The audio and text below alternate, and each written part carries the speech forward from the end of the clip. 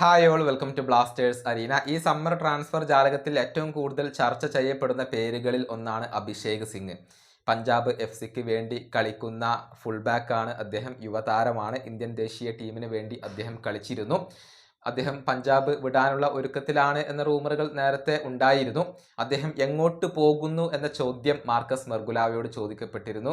ഒരു ഉത്തരം അദ്ദേഹം നൽകിയിട്ടുണ്ട്. അതായത് അഭിഷേക് സിംഗിന് വേണ്ടി ഒരുപാട് എൻക്വയറികൾ അഥവാ അന്വേഷണങ്ങൾ ഇപ്പോൾ പഞ്ചാബ് എഫ് സിക്ക് ലഭിച്ചിട്ടുണ്ട് എന്നുള്ളതാണ്. പക്ഷെ അദ്ദേഹത്തെ സ്വന്തമാക്കണമെങ്കിൽ വലിയ ഒരു ട്രാൻസ്ഫർ തുക ആവശ്യമായി വരും. അതാണ് പഞ്ചാബ് ആവശ്യപ്പെടുന്നത്. അതുകൊണ്ട് തന്നെ ഏത് ക്ലബ്ബുമായും അരികിലെത്താൻ ഇപ്പോൾ അഭിഷേകിന് കഴിഞ്ഞിട്ടില്ല എന്നാണ് മാർക്കസ് മെർഗുലാവോ പറഞ്ഞിട്ടുള്ളത്. അദ്ദേഹത്തെ സ്വന്തമാക്കുന്നതിന്റെ തൊട്ടരികിലെത്താൻ ഇതുവരെ ഒരു ക്ലബിനും കഴിഞ്ഞിട്ടില്ല. പക്ഷെ പല ക്ലബ്ബുകൾക്കും അദ്ദേഹത്തെ താല്പര്യമുണ്ട് എന്നാണ് മാർക്കസ് പറഞ്ഞിട്ടുള്ളത്. കേരള ബ്ലാസ്റ്റേഴ്സിന് താല്പര്യമുള്ള താരമാണ് അഭിഷേക് സിംഗ്. ബ്ലാസ്റ്റേഴ്സ് നേരത്തെ തന്നെ ഇൻട്രസ്റ്റ് പ്രകടിപ്പിച്ചിരുന്നു. അതിനു പുറമെ ഈസ്റ്റ് ബംഗാൾ അദ്ദേഹത്തിന് വേണ്ടി വലിയ രൂപത്തിൽ ശ്രമിക്കുന്നുണ്ട്. ചെന്നൈയിൻ എഫ് സിക്കും താല്പര്യമുള്ള ഒരു താരമാണ് അഭിഷേക് സിംഗ്.